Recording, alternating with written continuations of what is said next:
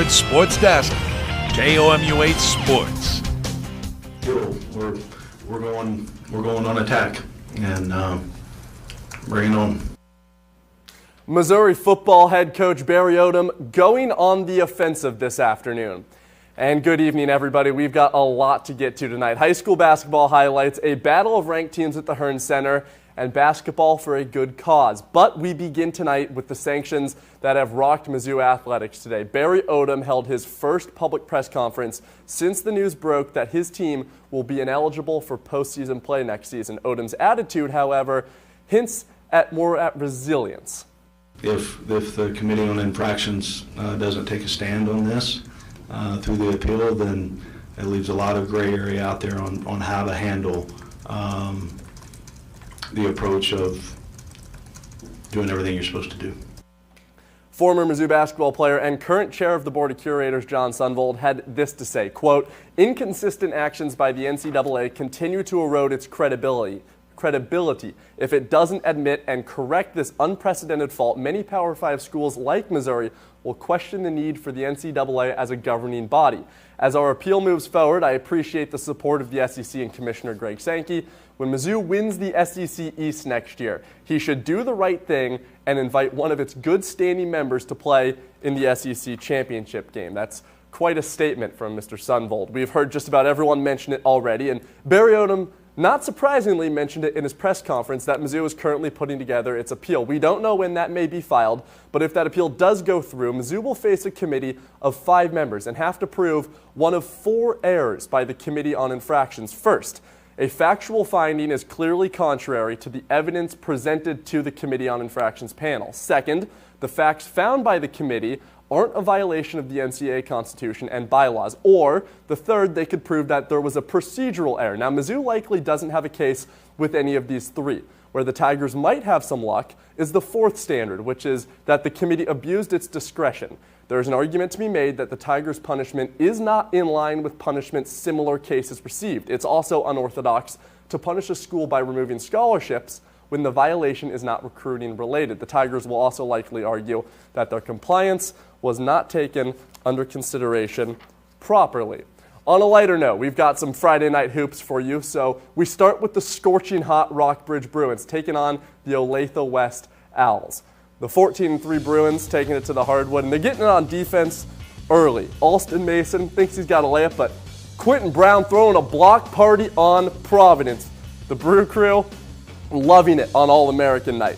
Then on the offense, Isaiah Mosley stops, pops, buckets. Just getting started moments later, Mosley from the corner, nothing but net. Later in that quarter, DeJuan Harris, cross court, hits Noah Patrick, give him all 3. We'll go to the third quarter now. Brown, get on my poster. Rockbridge rolls 88-66. Let's head up north. Battle taking on Moberly today in front of a packed crowd at Moberly High. Right after tip-off, we got a cool moment here.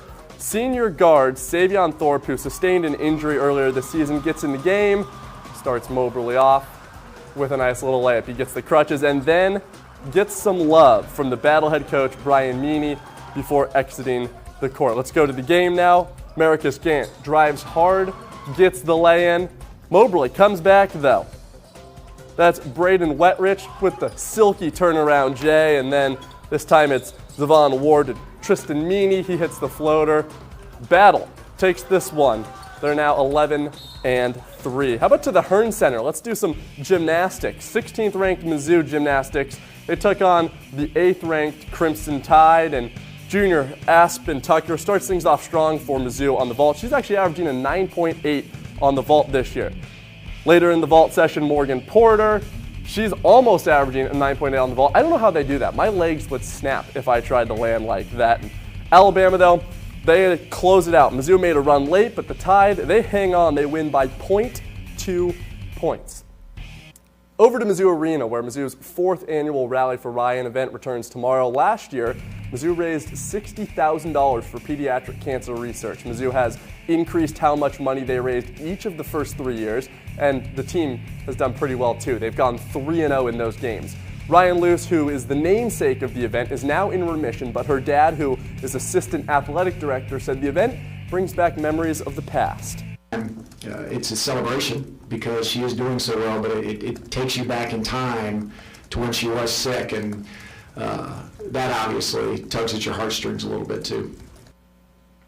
That game is tomorrow night at 7:30, and we will, of course, have highlights and reaction here on KOMU. That's going to do it for me. Have a good weekend, everybody. The Ford Sports Desk, KOMU8 Sports.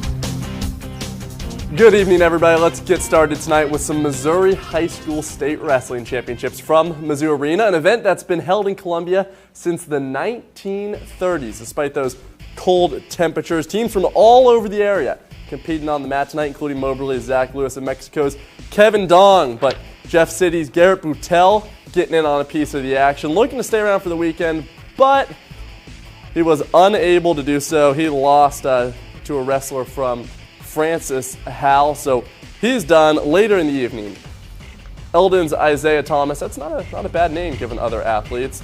He got the win tonight, and he advances on to tomorrow. Fulton also pretty well represented on the mat. Owen Uhis from Fulton, he defeated Bolivar's Granite Cunningham, and he too will be moving on. We will have more action from that tomorrow night, so stay tuned for some of those state championships. Former Mizzou basketball player Melvin Booker is named an SEC legend and is set to be honored at the SEC tournament in March. Not bad for a guy who never played in the SEC. He did play under Norm Stewart from 1990 to 1994. He was a first-team All-American and the Big 8 Player of the Year in 1994. He led the Tigers to an undefeated 14-0 Big 8 record that year and an appearance in the Elite 8, averaging 18 points and 4.5 assists per game. He was also All-Big 8 in 1993 and is a member of the University of Missouri Athletics Hall of Fame. The Missouri baseball season is finally underway, and the Tigers are in sunny, warm weather instead of the snow that we're under here in Missouri. They went to Jacksonville, Florida to take on North Florida in what is the first of an 8-game trip down in the Sunshine State. Mizzou, a little slow out of the gate. Tyler LaPlante struggled early, giving up 6 hits in his first 3 innings. Sophomore Alex Peterson, he went 2 for 4 in his Mizzou debut, but the top of the North Florida lineup killed the Tigers. Leadoff man Wes Weeks and the 3-hole hitter Tanner Murphy killed them, going a combined 8 for 8. Tigers lose that one 5-4. Game 2 will be tomorrow at 1:05 Central Time. Now to Orlando, where the Missouri softball team had themselves a little bit better day than the baseball team at the Citrus Blossom Tournament. It was a clinic for the Tigers starting pitchers. Maddie Norman tossed a complete game shutout in Game 1, followed by Cassie Gasper doing the same against Villanova in the afternoon. Gianna Torres, she went yard twice against Troy, and in the later game against Villanova, Kelly Martin went deep with a 2-run home run. 5 Tigers had RBIs in that second game against the Wildcats.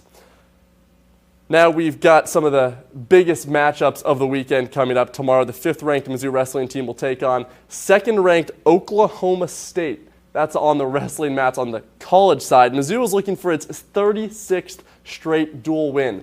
Danielle Lewis was named Conference Wrestler of the Week last week for the Tigers. But how about this? Oklahoma State is looking for its 35th national title this season. They, of course, also enter tomorrow's duel undefeated.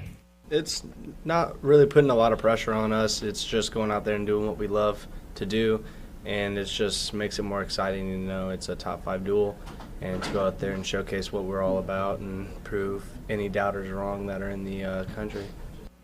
And come on back tomorrow. We will have high school wrestling highlights as well as those Mizzou wrestling highlights. Have a good evening, everybody.